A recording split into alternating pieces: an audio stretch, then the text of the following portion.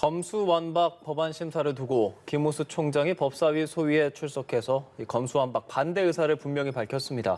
이후 속개된 소위는 최강욱 의원의 발언을 두고 신경전을 이어간 끝에 파행됐습니다. 한편 민주당 공천관리위원회가 송영길 전 대표와 박주민 의원을 서울시장 후보 공천에서 배제하기로 해 파장이 일고 있습니다. 관련 내용 포함한 정치권 소식 김성환 시사평론가, 김경진 전 의원과 함께 짚어보겠습니다. 어서 오십시오. 어서 오십시오. 안녕하십니까. 네. 어제 법사위 소위에서 김호수 검찰총장 검수완박에 반대 입장을 피력했습니다. 이에 민주당과 국민의힘 의원 간의 대립도 있었는데요. 그 법사위 상황 보고 오시죠. 국민만 피해를 봅니다. 스스로 사실관계 확인을 할 수 없어 경찰을 통해야만 한다면 국민의 인권 보호나 수사상 적법 절차 통제가 가능하겠습니까? 중요범죄 수사에 대한 대안이나 대책이 마련되지 않은 상태에서 검찰이 수사하지 못하게 하는 것은 적절한 방안이 아니라고 생각합니다. 한마디 사과와 반성도 없이 지금 이게 뭐 하시는 겁니까? 총장님 취임하신 지 1년 정도 지났는데 그동안 뭐 하셨어요? 국민들로부터 신뢰받을 수 있는 어떤 조치를 취했습니까? 한동훈 검사 핸드폰, 휴대폰 비밀번호도 못 풀어서 무혐의 처분했고 도이치모터스 주가 조작 사건 제대로 수사도 못했고 그러니까 검찰이 이 언제부터 법이 국민을 지금 걱정했다고 민주당을 위한 그럽니까? 법이라는 거 아닙니까? 오로지 김영건 의원님 검사 지금 반성하고 그렇게 사과하셔야 말씀하시면 안 돼요. 되죠. 네, 문재인 대통령과 면담 후 국회를 설득하겠다던 김호수 검찰총장. 어제 법사위 소위에 출석을 했습니다. 근데 앞서 상황도 보셨지만 설득이 아니라 설전만 이어진 것 같아요. 전 김호수 검찰총장 요즘에 모습 보면요. 진즉에 저렇게 결기 있게 해보지 하는 그런 생각을 하게 되는데요. 검찰 수사도 좀 이렇게 결기 있게 했더라면 검찰 수사의 중립성 논란이 일어나지 않지 않았을까 그런 생각은 드는데요. 검찰이 집단 행동을 하기도 하고 오늘도 부장검사 회의도 한다고 하고 어제 평검사회의 한 결과가 또 나오기도 하고 그러는데요. 조직에 명운이 걸렸다고 생각하는 이른바 국민들이 보기에 조직 이기주의와 관련돼 있는 문제에 있어서만큼은 이렇게 벌떼같이 일어나는 건 좀 보기가 불편하다 이런 말씀 먼저 드리고요. 좀 부디 이게 국민을 위한 올바른 수사 기소 분리에 관한 문제에 대한 의견을 내는 것이다. 그렇게 의견을 표명한 것이라고 믿고 싶습니다. 다만 이제 민주당도 너무 속도를 내는 것처럼 비춰지는 것도 바람직하지 않다고 생각하는데요. 그러니까 속도를 내다 보면 이런저런 것들이 빠지게 되잖아요.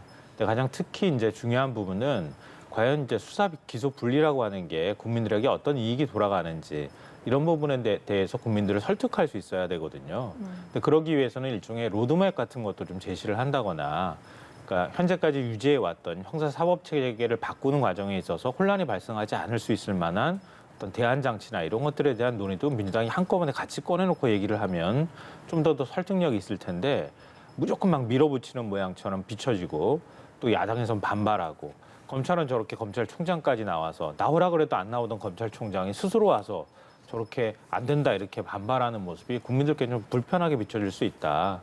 그런 면에 있어서도 민주당이 대안을 만드는 노력도 같이 병행해야 한다 이렇게 생각합니다. 네.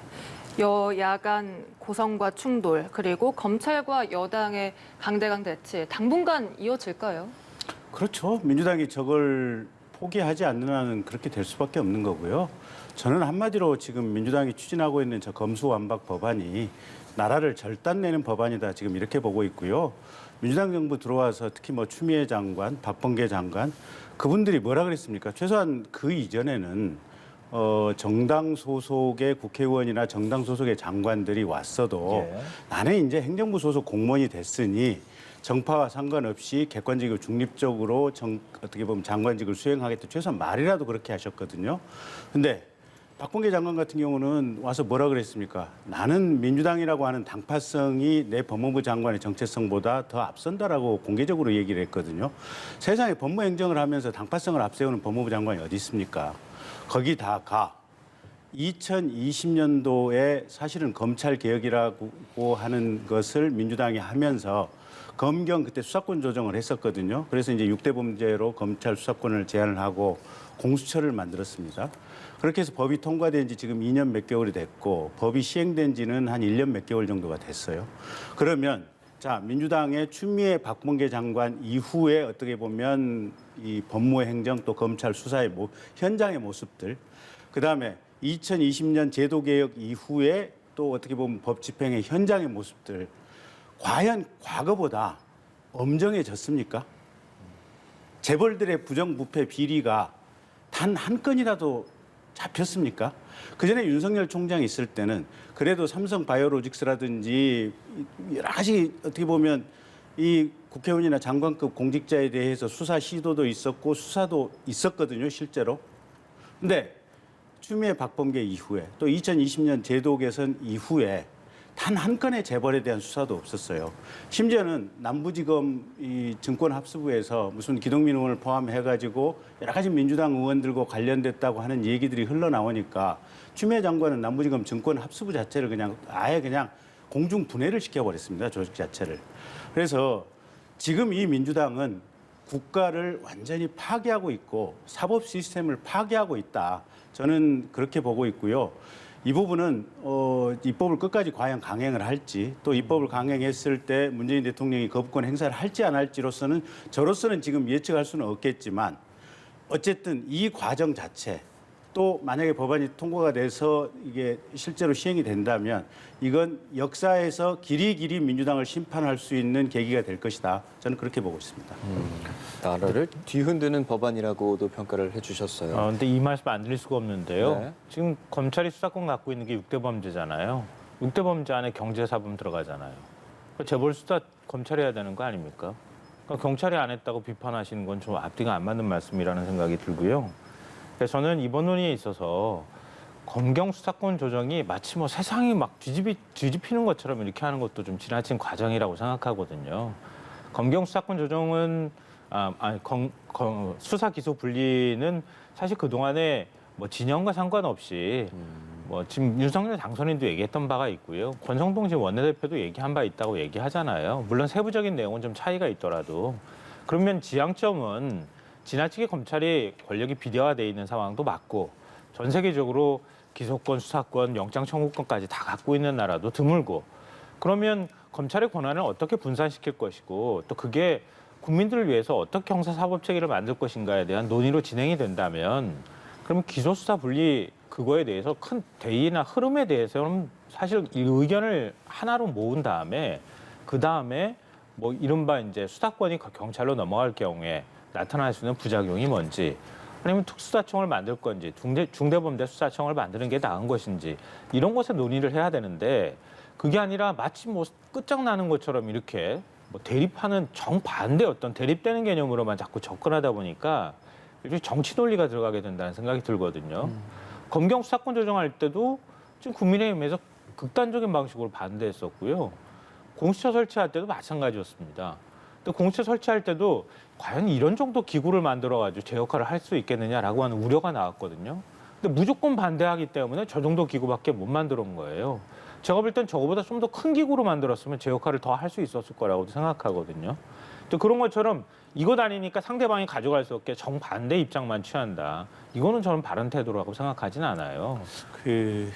김성환 평론가께서 말씀을 주셔서 저도 이제 계속해서 시간이 좀 넉넉하니까 편하게 좀 말씀을 드리겠습니다. 예. 네. 자, 이게 지금 과연 민주당이 하고 있는 게 논의냐 아니면 밀어붙이기 강행이냐. 심지어는 법원에서도 이건 거의 입법 독재라고 하는 일종의 정당에 의해서 사실상의 독재 행위를 하고 있다. 그렇게 지금 대부분의 국민들이나 국가기관이 보고 있는 것 같고요. 그다음에 두 번째, 자, 공수처가 들어온 다음에 그러면 저 기구가 크지는 않지만 적지도 않습니다. 근데 한 건 기소한 것 말고 그 전에 민주당이 얘기했던 것처럼 가령 대한민국의 뭐 이게 군 장성급 이상 또 경찰의 경무관급 이상 또 판사 검사 또 장관 국회의원급 이상의 고위 공직자들 중에 제대로 된 뇌물 사건이라든지 직권남용 사건 수사가 단 한 건이라도 이루어진 게 있습니까? 없지 않습니까? 공수처가 만들어질 때 제가 그런 얘기를 했어요. 검사들도 기본적으로 이게 잘 자란 절도 사건, 살인 사건, 뭐 강도 사건부터 시작을 해서 최소한 7년 이상 그 안에서 조금씩 도제식으로 수련을 해야 수사 능력이 쌓인다. 아마 여기 계신 두 분도 기자실 거예요. 기자분들도 일선 현장에서 기자로 임용이 돼서 최소한 5년, 7년, 10년이 지나야 어느 맥을 잡고 취재를 하고 어디를 통해야 범죄 첩보가 나오고 어디를 통해야 어떤 얘기를 들을 수 있고 이런 부분들이 양성이 되는 거거든요. 그래서 이게 수사라고 하는 것이 하나의 기관을 없애고 뚝딱 만든다고 해서 이게 쉽게 생겨나는 것은 아니다. 긴 시간 그 안에서 업무 처리하는 시스템, 내부 어떤 조직원들의 어떻게 보면 역량들, 훈련들 또 여타 기관들과 어떤 협업 관계 이런 걸 만들기 위해서는 긴 시간이 필요한데 이런 식으로 공수처 만들어낸다고 해서 절대 해결 안 된다고 제가 누차 반복해서 얘기 드렸어요. 딱 그대로 지금 되는 거예요. 김성하 평론가께서 말씀하신 대로 가령 공수처 조직의 기관을 지금 그러면 2배, 3배를 만들었다. 그러면 갑자기 그러면 사건이 뭐 한 지금 그 전에 검찰 특수부나 반부패 수사부에서 수사하는 정도의 사건이 나올까요? 안 나옵니다. 그거는 뭐든지 역사와 어떻게 보면 긴 시간의 문화 축적이 필요하기 때문에 지금 그런 부분이 분명히 있는 거고 세 번째, 전 세계적으로 기소와 지금 수사의 분리가 전 세계적인 추세다라고 얘기를 하시는데 그건 민주당이 대표적으로 지금 거짓말하고 있는 부분이에요. 미국 같은 데서도 미국 뉴욕주 검찰청에서 지금 트럼프 일가에 대해서 수사를 하고 있습니다. 그 증권범죄 같은 경우도 이 미국 증권규제감독위원회하고 미국 뭐 여러 검찰하고 협업을 해서 수사를 합니다. 그리고 최종적으로 영장 청구도 검사가 하고 기소도 이게 미국 법정에 검사들이 들어갑니다. 독일이나 프랑스 같은 경우는 대표적으로 과거에 그러니까 2020년 이전에 대한민국의 검사 시스템하고 똑같은 시스템을 지금 가지고 있습니다. 일본 같은 나라도 일본 동경지검 특수부에서 전 현직 수상이라든지 정치인들과 관련한 굵직한 정치개혁 뇌물 사건, 불법 정치 자금 사건들 다 동경지검 특수부에서 수사를 합니다. 그래서 지금까지 해왔던 2020년도 이전에 어떻게 보면 수사 방식이 그게 오히려 전 세계의 보편적인 트렌드지 수사와 기소를 분리하는 것이 보편적인 전 세계적인 추세다. 이렇게 얘기를 하고 있는 것은 민주당이 국민들에 대해서 속이는 것이다. 저는 그렇게 분명히 말씀드릴 수 있겠고요.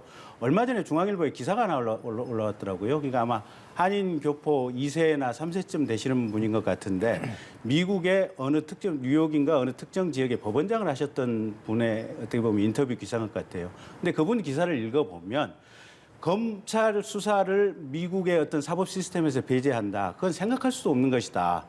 라고 지금 내용이 실려 있어요. 그래서 민주당은 제발 국민들을 좀 우매화시키고 우민화시키고 자신들의 범죄를 어떻게 보면 감추기 위한 이런 짓의 입법적인 어떤 독주 행위는 그만두어야 된다라고 제가 권고 말씀드리겠습니다. 그러니까 제가 거짓말하는 사람이 돼버렸는데 아니 민주당의 거짓말을 우리 김성한 평론가께서 그대로 따라서 하시는 것 같아요. 아니요. 그 뭐냐면요. 저도 이제 미국 얘기 듣기도 했는데요. 그러니까 우리나라 검찰처럼 검사가 수사권을 갖고 있는 상태에서 수사관들을 데리고 수사하는 기구가 있습니까? 있죠. 어디 미국이 그렇게 네, 합니까? 미국 검찰청에 있습니다. 미국 그러니까 검찰청에 검사도 있고 수사관도 있습니다. 그러니까 미국 같은 경우엔 일반적으로 이제 우리는 이제 검사 2,200명에 수사관 한 7,000명 정도 되잖아요. 이렇게 독립된 기구로서 검찰이 기소청 역할만 하는 것이 아니라 수사 기능을 갖고 있으면서 수사관까지 다 가지고 있는 수사권까지 전부 다 가지고 가는 기구 형태는 없다. 이런 말씀을 제가 드린 거고요. 그러니까 그 민변에서도 비슷한 얘기를 하더라고요. 그러니까 권한의 분산이냐 아니면은 조직의 분산이냐. 그럼 미국 이런 검찰은 수사를 합니까 안 합니까? 그 수사하죠. 예. 그러니까 그거 제가 말씀드리는 건데요. 그래서 이제 민변 얘기를 제가 말씀드리는 거예요. 그러니까 역할의 분산이냐 아니면은 기구의 분산이냐. 이제 이런 차원을 가지고 설명을 하더라고요. 민변에서도. 민변은 양쪽 다 비판하고 있더라고요. 제가 직접 얘기를 들어보니까. 그러니까 국민의힘의 태도도 적절하지 않고 민주당도 저렇게 밀어붙이게 하는 거 적절하지 않다라고 하면서 이제 대안으로 제시하는 게 수사관을 저렇게 많이 데리고 있으면서 수사권 가지고 가는 것보다는 그럼 수사권은 검사가 가지고 가되 수사관을 어떻게 할 것인지 뭐 예를 들어서 중대범죄수사청을 만든다거나 이렇게 해서 수사관을 떼내서 그쪽으로 가게 하는 것도 하나의 방법이 될 수 있겠다. 뭐 이런 얘기를 대안으로 제시하면서 미국 사례를 들기도 하더라고요. 그 말씀을 드리는 거고요. 그러니까 얘기가 점점 퍼지는데요. 그러니까 그런 부분에 대해서는 다른 나라들의 사례나 이런 것들은 뭐 이전에 이제 우리 검경 수사권 조정 때도 다 나왔던 얘기이기도 하기 그러니까 때문에. 최소한 미국이 미국 검찰이 수사와 기소를 동시에 하는 건 사실 아니겠습니까? 네, 그러니까 뭐 얘기 들어가자면 한참 되고요. 뭐 김호수 검찰총장이 얘기했던 것처럼 그러면 수사지휘권 우리 다시 주십시오. 뭐 이렇게 얘기하는 얘기까지 다 들어가야 되는 상황이라서 얘기가 계속 퍼지는데요. 공수처 문제 얘기하셨기 때문에 제가 그 말씀 드리고 싶은데요. 우리가 왜 공수처를 설치해야 된다고 얘기를 해왔습니까? 그러니까 가장 큰 이유가 검찰이 제 식구 감싸기 하기 때문에 내부의 부정부패나 비리에 대해서 자꾸 눈 감았기 때문에 얘기하는 거예요. 그리고 또 더불어서 하나 더 얘기하자면 검찰뿐만 아니라 뭐 수사기관이라고 할 수 있는 경찰도 역시 마찬가지고요. 뭐 사법기관인 법원도 마찬가지입니다. 그러니까 자신들이 뭔가를 판단을 내리는 범죄에 대한 범죄자인지 아닌지를 판단 내리는 역할을 하는 사람들이 스스로 견제받지 않는 권력화돼 있다. 그러니까 그런 부정부패 범죄를 어떻게 그럼 처리하는 게 좋을 것인가? 그러니까 스스로 내부 개혁을 못 하는데 여기에 문제의식에서부터 공수처라는 기구를 설치하는 문제가 논의가 되기 시작했다는 말씀 드리고요. 그리고 공수처가 설치된다 하더라도 말씀하셨던 것처럼 검찰도 굉장히 긴 노하우가 필요하잖아요. 공수처 설치한 지 지금 뭐 한 1년여 남지 2년도 안 된단 말이에요. 여기도 나름대로 노하우를 쌓는 기간이 필요한 거란 말이에요. 그 기간 안에 모든 걸 다 결론을 내버리는 것도 좀 성급한 것이 아닌가 이렇게 생각하고요. 뭐 국민들의 비판은 충분히 저는 있을 수 있다고 봅니다. 왜냐하면 검사를 수사하는데 검사보다 더 능력이 있어야 되지 않겠어요? 근데 예를 들어 고발사주 사건 수사하려고 하니까 손준성 검사가 휴대폰 절대 못 열게 만듭니다. 한동훈 검사장하고 똑같은 현상이 나타났거든요. 못 열게 하다가 나오라고 하니까 안 나오고 입원해버리고 뭐 이렇게 합니다. 이른바 선수보다 더 헌수가 되지 못했다고 하는 비판은 있을 수 있다. 다만 한 20명 정도 되는 검사밖에 안 되는 조직을 가지고 세상 모든 부정부패 다 막지 못했다고 수사 무조건 다 못했다고 비판할 단계는 아니다.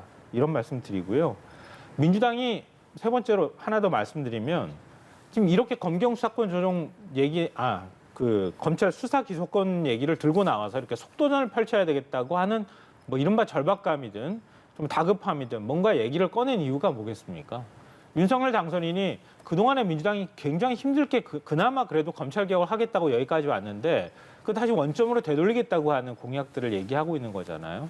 예를 들면 법무부 장관 수사지휘권 폐지한다거나 아니면 검찰 예산 독립한다거나 뭐 지금 법무부 장관 임명도 뭐 사실 최측근이라고 하는 사람은 법무부 장관 후보자로 지명한 거 아니겠습니까? 그러니까 이런 현상들을 그대로 그럼 둘 거냐?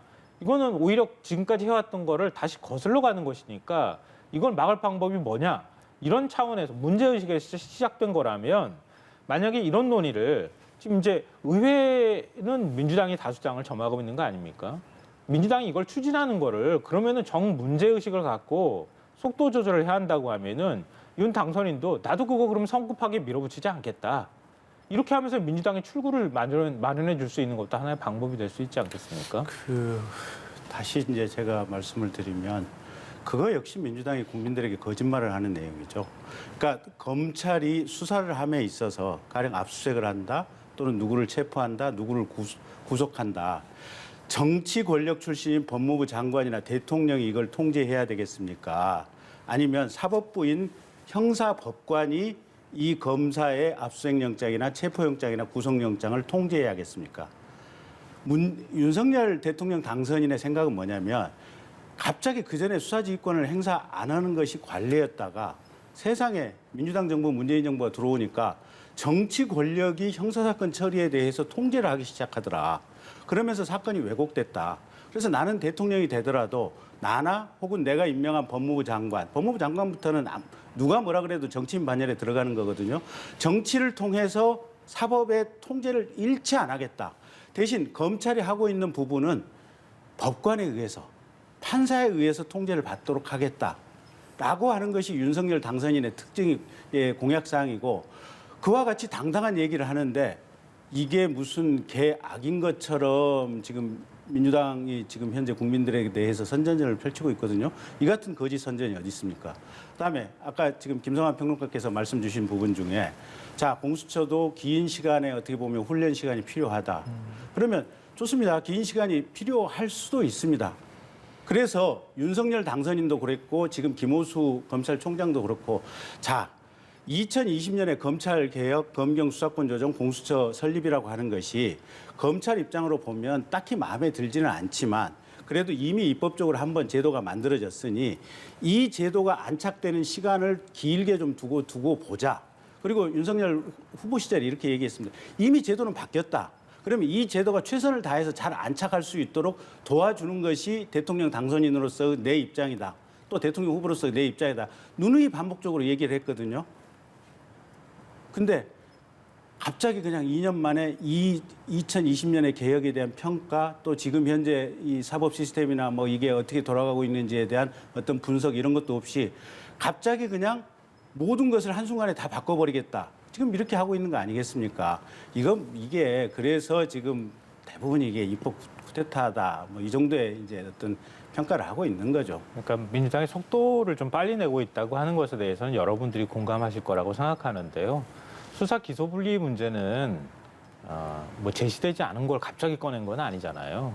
그러니까 수사 기소 분리 문제는 이전에도 계속 얘기해 왔던 거고, 그게 뭐 최종적 궁극적 목표에 가까운 얘기라고 계속 얘기해 왔던 거고, 그 과도기적 단계로 검경 수사권 조정이 있었다는 거니까, 그러니까 어느 날 갑자기 꺼낸 얘기는 아니다라는 말씀 드리고요.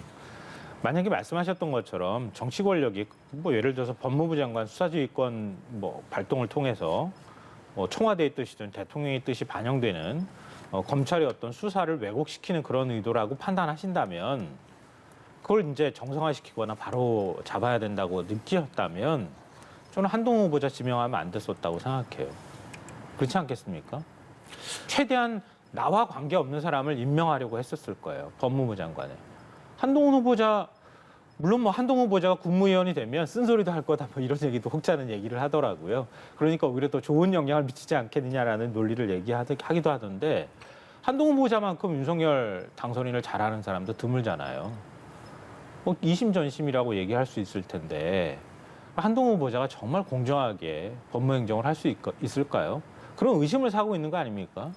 그러면 진짜 당선인이 그런 의지를 갖고 있었다고 하면 나와 좀 거리가 있는 사람, 이런 사람을 법무부 장관으로 임명하고 검찰총장으로 임명해야 그 의도가 정말 맞구나라고 국민들이 이해하거나 받아들일 수 있을 거라고 보는데요.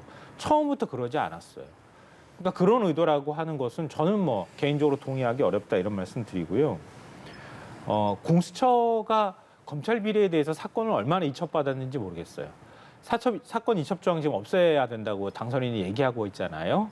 그러니까 검찰이 사건을 어떤 비리나 부정부패 사건을 인지하면 바로 공수처에다가 사건을 이첩하도록 돼 있잖아요. 공수처법을 보면 그게 문제가 있다고 얘기를 하고 있습니다.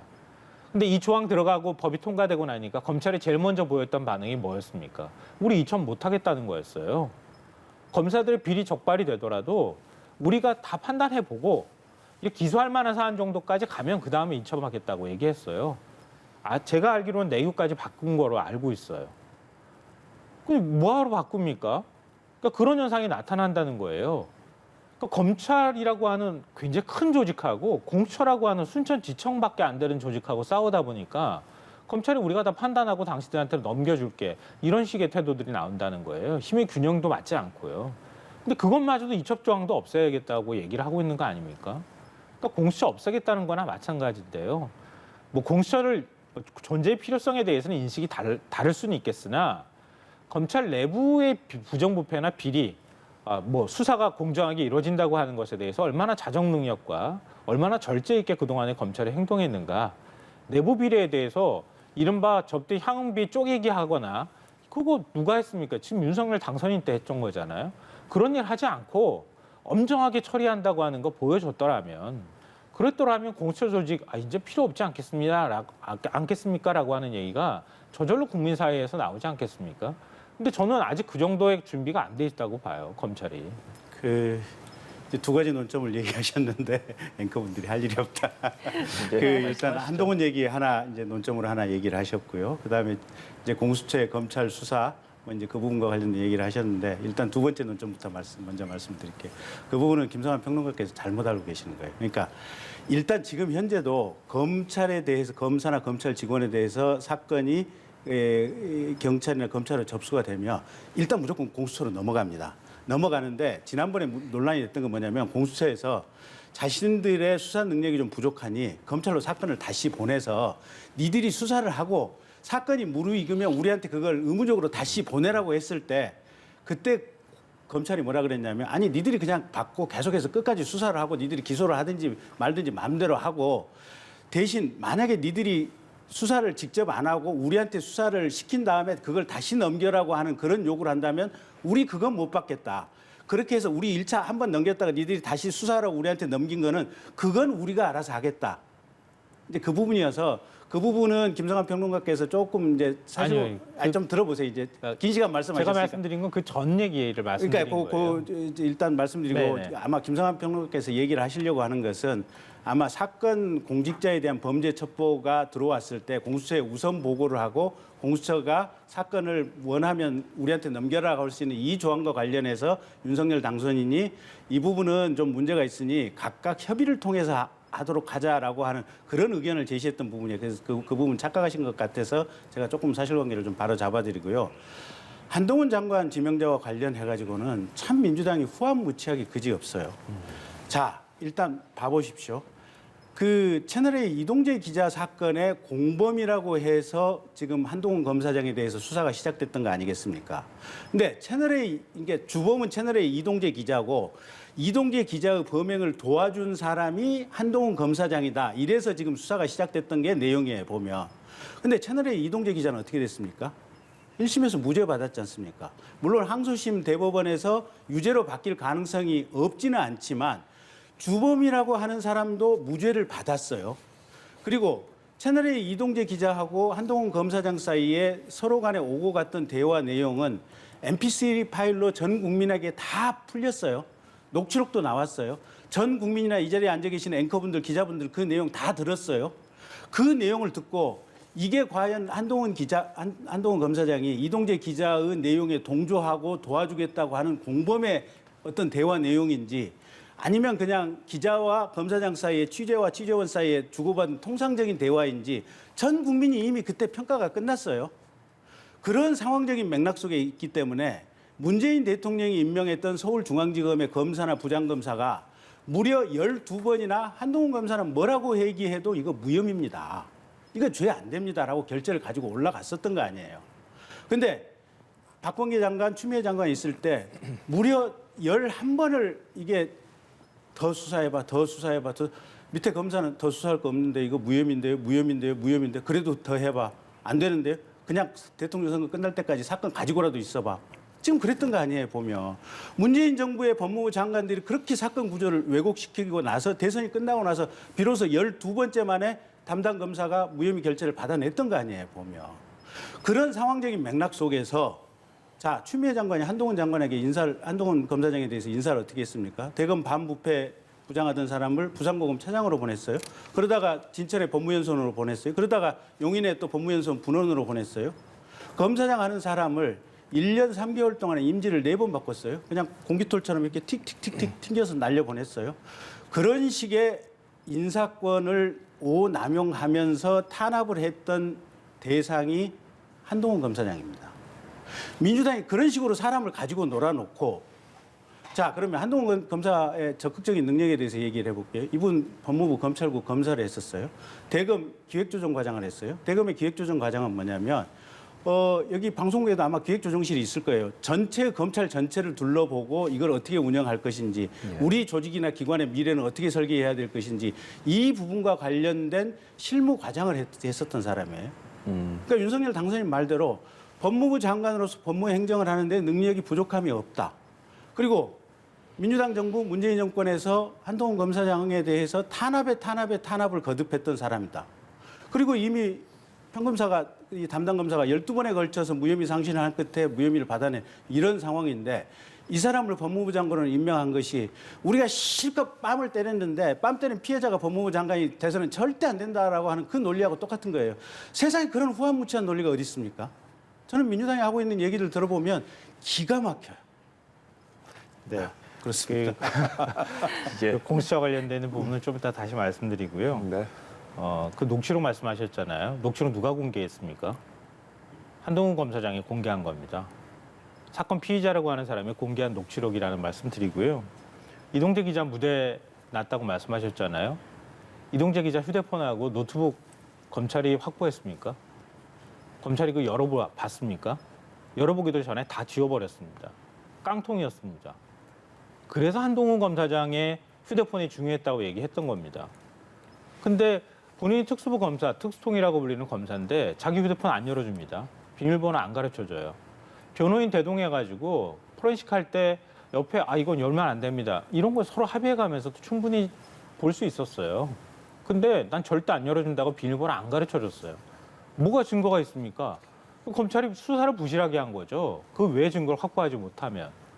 그래서 그 휴대폰이 굉장히 중요했던 건데 끝까지 안 열어주고 안 열어주니 우리 증거 확보 못했으니까 무혐의 판단해야 됩니다.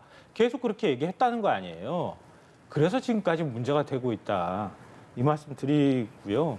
그래서 지금까지 계속 얘기가 되고 있는 겁니다. 그러니까 뭐 한동훈 검사장을 제가 개인적으로 무슨 뭐 어떤 감정이 있을 리는 없을 것 같고요.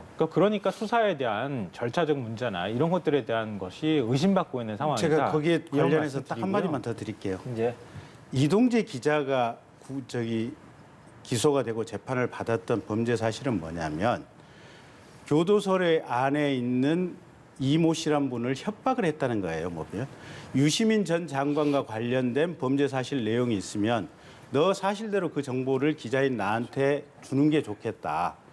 이게 만약에 그렇게 정보를 준다면 내가 검찰이라든지 아는 요를 통해서 당신과 관련된 당신이나 당신 주변과 관련된 사건의 수사를 적게 받도록 해주고 당신이 현재 있는 상황 속에서 재판 형량을 적게 받도록 해주겠다. 요 말을 해서 상대방을 강요, 협박했다. 요 내용이에요. 근데 이 강요, 협박의 방법은 그 이모 씨를 만나러 들어가는 접견하러 들어가는 변호사를 통해서 3번의 그 얘기를 전달했다고 하는 거고 그다음에 교도소로 들어가는 편지를 통해서 4번인가 그 내용을 써서 보냈다는 내용이에요. 보면 그 내용은 이미 다 공개가 돼 있습니다. 그 내용이 딱 협박이 되느냐 안 되느냐 이 부분이에요. 근데 자 이게 노트북을 보여줬든 말든 핸드폰을 깠든 말든 상관없이 이미 교도소로 들어가는 편지는 교도소 교정당국의 공무원들이 다 읽습니다. 그다음에 변호사를 통해서 전달하는 내용은 말 그대로 변호사가 전달을 해주는 내용입니다. 저는 그 사건 초창기부터 그렇게 얘기를 했습니다. 이게 조금 보기에는 조금 거친 방식의 취재고 사람들의 마음을 불편하게 할 수는 있겠지만 이걸 가지고 죄가 된다고 하는 것은 너무 무리한 형법의 해석이다라고 했는데 본시 죄가 안 되는 사건을 가지고 이동재 기자에 대해서도 어거지로 기소를 하고 죄를 만들어냈던 것이고 그 과정 속에서 노트북을 이게 디가우징해서 지웠냐 안 지웠냐 이건 본질이 아니에요 보면 본시 죄가 안 되는 것을 가지고 기소를 했던 것이 윤석열 정부 민주당 정권이었고 그 주범도 죄가 안 되는 사건에 대화를 했다고 하는 검사장에 대해서 공범이냐 아니냐를 가지고 끝까지 물고 늘어지면서 사람을 공깃털처럼 1년 3개월 동안 4번의 인사조치를 취했던 것이 민주당 정권이고 문재인 정권이었어요. 결국은 뭐냐면 말도 안 되는 허구 속의 사건을 만들어내면서 사람들을 탄압하고 이게 검찰개혁이 명분이다라고 주장을 하면서 지금 현재 국민을 속이고 있었던 것이 과거 5년 동안의 민주당 정권의 행태였다. 그렇게 말씀드리겠습니다. 네. 뭐 계속 이것만 하고 얘기만 하고 있는데요. 어찌됐든 그 말씀은 좀 드려야 되겠는데요. 이동대 기자 그 바깥에 제보자라고 하는 사람이 얘기를 전달했다는 거잖아요. 그 감옥에 있는 이모 씨라고 하는 사람한테. 그러니까 이동재 기자가 뭘 믿고 그러면 얘기를 했겠느냐 이런 얘기가 뒤따를 수밖에 없었던 거잖아요. 거기에 일종의 이제 한동훈 검사장이든 누구의 검사의 힘을 빌려서 당신이 지금 이제 가족과 관련돼 있는 수사할 수도 있으니 불어라. 뭐 여권의 인사, 이른바 유시민 이사장과 관련돼 있는 비리 불어라. 뭐 이렇게 나왔기 때문에 사건이 커진 거라는 말씀 드리고요. 그리고 아까 공수처 얘기 말씀 못 드렸는데요. 공수처 이제 검찰에서 우리가 판단하고 난 다음에 검사 비리와 관련돼 있는 사건 넘기겠다 이렇게 했던 거는 제2첩 조항이 논란되기 전 얘기예요. 전에 그게 먼저 논란이 됐던 거고요. 사건 제2첩 조항이 나왔던 거는 공수처로 사건이 막 엄청나게 쏟아지는 겁니다. 그러니까 공수처가 다 검사 20몇 명하고 다 합쳐봐야 뭐 수사관까지 해봐야 60명밖에 안 되는 조직인데 사건 몇 개 맡으면은 뭐 여력이 없으니 그러니까 우리가 여력이 안 돼서 제2첩 조항을 가지고 제2첩을 할 수 있게 그렇게 하자 뭐 이렇게 얘기를 했던 건데 검찰 입장에서는 우리 수사하는 기관이라고 하면서 기소까지 하는데 당신들 마음대로 하시오. 왜 이런 거 가지고 우리한테 사건 다시 넘기느냐 이렇게 하면서 다소 감정 섞인 반응들이 나왔던 거 아닌가. 뭐 물론 이제 규정 자체나 법조항 자체만 가지고 싸우자면 뭐 여러 가지 논쟁이 있을 수 있지만 뭐 저는 개인적으로 그렇게 해석을 하고 있습니다. 그러니까 두 가지 사안은 좀 다르다 이런 말씀을 드립니다. 네, 앵커분들께 좀 마이크를 좀 드려야겠어요. 네, 이 네. 검수 완박 법안을 논의하다가 네. 이렇게 채널 A 사건까지 거슬러 너무 깊이 쭉 갔어요. 올라갔습니다. 그런데 변수가 등장을 했습니다. 어제 오늘. 먼저 권은희 원내대표가 검수완박에 힘을 실어준 듯한 발언을 했고 오늘 박병석 국회의장이 해외 출장을 보류했습니다. 그리고 또 민주당 출신 무소속 양향자 의원 명의의 법안 반대 글이 올라왔다. 물론 의원실 쪽에선 부인을 했습니다만 각각의 이 점들이 어떤 변수로 작용할지 궁금합니다. 근데 가장 중요한 거는 어제 이제 법원 행정처 차장이 오늘 아침에 약간의 또 이제 보안 아마 기자 뭐 이렇게 보도 자료를 내셨던 것 같은데 어쨌든 오늘 아침 보도 자료까지 종합해서 보면은 법원 행정처에서 인식하고 있는 것은 지금 현재의 민주당의 검수완박 주장이나 그 법안들이 위헌이라고 보는 학자나 학설이 다수설이다. 최소한 이 정도가 지금 법원 행정처에서 파악하고 있는 거예요. 예. 그러면 이게 뭐 다수냐 소수냐가 절대적인 진리의 판정 기준은 아니지만 다수설의 대부분의 어떻게 보면 헌법학자, 형사소송법학자들이 그렇게 판단을 한다면 지금 민주당은 위헌적인 입법을 추진하고 있는 상황들이에요. 그것도 매우 서둘러서. 이게 말이 됩니까? 네, 뭐 네, 똑같은 말씀하시죠. 질문을 저한테 하신다고 하면요. 수사기소 분리 문제 아까 이제 얘기했었잖아요. 그러니까 권은희 의원이 그 부분을 지적한 것이다 이렇게 생각하고요. 권성동 의원을 언급하면서 그 얘기했기 때문에 네. 권성동 의원도 수사기소 분리에 대한 뭐 법 개정안을 낸 바가 있기 때문에 이제 그 부분을 지적한 것이라고 보고요. 그러니까 뭐 대법원에서 입장 낸 거 그게 이제 오늘 많이 회자가 될 것 같아요. 제가 보니까. 근데 민주당 조홍천 의원이 어제 이제 그제인가요? 친전을 돌렸다고 하잖아요. 민주당 국회의원들을 상대로. 근데 그때 지적한 내용하고 거의 비슷하다라고 하더라고요. 제가 보니까. 그러니까 영장 청구권을 사법경찰관한테만 주는 거, 이건 위헌이다라고 하는 의견들. 그거는 뭐 일종의 형사소송법을 개정하면서 검사라는 걸 다 빼다 보니까 좀 빚어진 일이 아닌가 그렇게 생각하거든요. 그러니까 그게 위헌이 될 가능성, 물론 이제 법조인들이 좀 판단을 해야 되겠지만 제가 볼 때도 좀 무리하다 이런 생각이 드니까요. 그러니까 그런 부분에 있어서 부족한 점이나 이런 것들은 민주당이 좀 심사숙고해야 된다 이렇게 보고요. 저는 조홍천 의원이 굉장히 절절하게 그걸 써놨더라고요. 친전안에 넣었던 거 보면. 그러니까 재정 신청할 수 있도록 돼 있던 부분에 대해서도 검사가 수사를 다시 할 수가 없는 상황이 돼버리니 경찰이 만약에 수사를 잘못해도 요구만 할 수 있고 수사를 못하는 것은 그러니까 오히려 고발을 한 당사자, 국민들이 피해를 입게 되는 결과로 이어질 수 있다고 한다든가 이런 지적들은 귀담아 들어야 할 필요가 있다고 생각하거든요. 그러니까 그런 것들을 그러면은 어떻게 수사기소 분리라고 하는 원칙을 두고 그걸 조정한다고 하면 어떤 방식으로 보완할 것인지 뭐 아니면은 앞서 제가 민변에 말씀을 드렸던 것처럼 수사권을 그냥 준 상태에서도 그런 권한을 분산하거나 할 수 있는 방법은 없는 것인지까지 좀 열린 자세로 민주당이 놓고 고민하는 게 필요하다. 무조건 밀어붙이다 보면 역풍 맞을 수도 있다 이런 생각을 합니다. 지금의 핵심은 민주당이 열린 자세가 아니라는 거죠. 닫힌 자세로 지금 돌격 앞으로 해서 4월 30일까지 반드시 통과시키고 문재인 대통령 어떻게 보면 마지막 국무회의 때 반드시 이 법안 공포하겠다. 열린 자세가 아니거든요, 보면. 그러면 왜 그런 열린 자세가 아닌 게 나올까? 결국은 이재명 전 대통령 후보 수사와 관련된 부분들 그냥 공중으로 분해시켜버리겠다. 뭐 이런 식의 생각인 거예요, 보면. 그러니까 가령 이런 거거든요, 보면. 지난번에 왜 저 남부지검 증권합수부 공중분해시켜가지고 민주당 관련 인사들 이름 나오는 것들 다 사건 없어졌잖아요. 이게 수사 사건을 없애는 방법 중에 하나가 담당자를 한 6개월에 한 번씩 바꿔버리는 거예요. 바꿔버리면 새로운 사람이 그 사건의 전말을 파악하는 데 한 2달 정도 걸려요. 그리고 나서 한 서너 달 수사하려고 하면 또 인사 나서 그냥 바뀌는 거예요. 담당자가 보면. 그러면 그냥 사건이 그냥 실질적으로 공중분해해서 증발해 버리는데 지금 이 민주당이 개정하고자 하는 법은 지금 현재 가지고 있던 사건들 3개월 내에 검찰 수사를 하든지 말든지 이게 일단 해보고 3개월 내가 마무리 안 지어지면 그냥 경찰로 넘기라는 거거든요.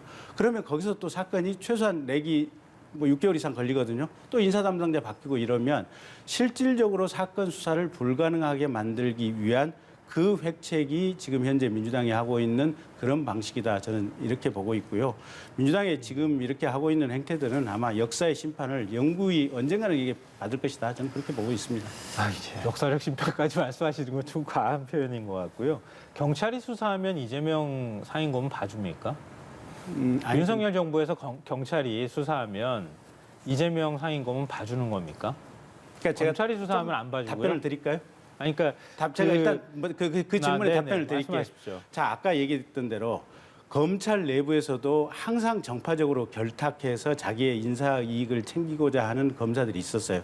속칭 말하는 그게 정치 검사들이에요, 보면. 근데 이거는 좌정권, 우정권하고 상관없이 정권에 상관없이 그런 검사들이 있었어요. 근데 경찰도 마찬가지예요. 이건 공무원들이라면 누구나 마찬가지예요. 아마 연합뉴스 기자 여기서도 사장님 새로 들어오시면 새 사장님한테 잘 보이려고 하는 기자들 분명히 생길. 그 인간의 본성이에요. 본성인데 문제는 제가 하고자 하는 얘기는 이제 그 얘기를 드리는 게 아니고 수사를 하다가 수사 주체를 바꾸고 수사 부처를 바꾸고 사람을 몇 달에 한 번씩 바꿔버린다 이러면 수사를 하다가 맥이 끊기고 수사를 하다 맥이 끊기고 이러면서 사건 수사가 실질적으로 없어져요. 그래서 윤석열 당선인이 검찰총장 시절에 했던 얘기가 있어요. 이제는 과거에 비해서는 인권 보장이 굉장히 촘촘하게 모든 어떻게 보면 범죄자들이 변호사 두세 명씩 대동하고 조사받으러 오는 세상이니 정말로 수사 인력들 세게 이렇게 이 폭포수처럼 몰아붙여서 많은 인원을 투자해서 집중적으로 할 수 있는 그래서 그 한 팀에게는 뭐 6개월이 됐든 1년이 됐든 그 일만 할 수 있는 이런 수사 시스템을 갖춰주지 않으면 이제는 수사하기 굉장히 힘든 세상이 왔다라는 얘기를 하셨어요. 근데 전체적으로 지금 검수완박 제도 자체가 딱 그런 어떤 방법이나 트릭을 지금 이용해서 현재 민주당과 관련된 수사들을 그냥 다 없애버리려고 하는 이런 방식들이에요, 보면. 그래서 제가 아까 김성환 평론가께서 여쭤보신 그럼 검찰이 하면 공정하고 경찰이 하면 불공정합니까? 이거하고는 맥과 결이 다른 상황이다. 그 얘기 드리겠어요. 아니 그러니까 뭐 공정하고 공정하지 않고의 문제가 아니라 오히려 경찰이 더 외압에 취약한 조직이잖아요. 굳이 조직상으로만 본다면 그렇기 때문에 윤석열 정부가 들어서게 되는데 경찰에서 수사하면 오히려 더 수사의 어떤 외부적 영향이나 입김이 작용한다고 하면 경찰이 더 많이 작용할 수 있지 않겠느냐. 그러니까 윤석열 정부한테 오히려 유리한 방향으로 수사할 수도 있는 거 아니냐. 뭐 이런 말씀을 제가 드린 거고요. 검찰이 수사 잘한다고 하는데 도이치모터스 주가 조작 사건은 왜 그러면 결론을 안 내리는지 모르겠어요. 뭐 지금 김건희 씨와 관련돼 있는 한 명 지금 남았다는 거 아니에요? 판단 안 내리고 제가 볼 땐 미루다가 아마 윤석열 당선인 취임 이후에 결론 내리지 않을까 이렇게 생각하는데요.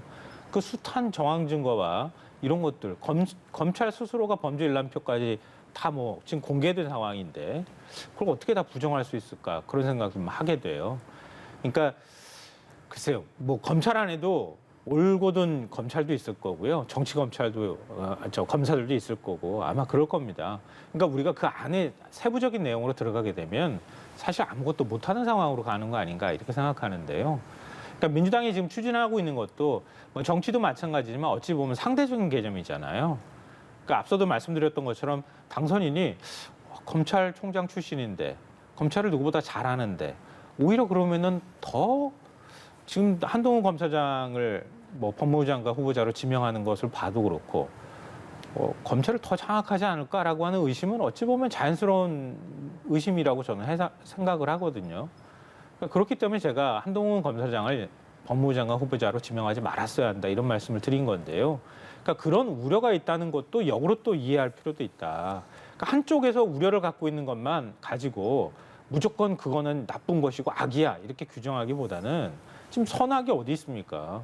그럼 그 안에 놓고 뭐 문재인 대통령도 언급한 것처럼 국민을 중심에 놓고 얘기한다고 하면 그걸 가지고 놓고 얘기해야 되는데 뭐 민주당이 무조건 선이라고 제가 말씀드리는 건 아닙니다. 그러니까 선악구도처럼 뭔가 만들어 놓고 아무것도 하지 말자.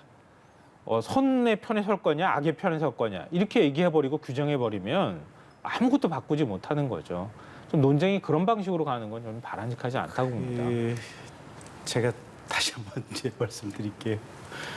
우선 한동훈 검사장 관련해가지고는 아까도 얼핏 말씀을 드렸는데 박범계 장관은 나는 민주당이라고 하는 정파성이 내 법무부 장관직보다 우선이라고 얘기하셨던 분이 법무부 장관을 하셨던 상황하고 나는 윤석열 대통령 당선인이 나를 법무부 장관으로 지명해 주셨지만 그 뜻에 맹종하거나 절대적으로 따를 생각은 없다라고 최소한 말이라도 그렇게 하는 장관 후보자하고 어디가 더 격조가 있고 어디가 더 정치적인 균형성이 더 있다고 생각을 하십니까?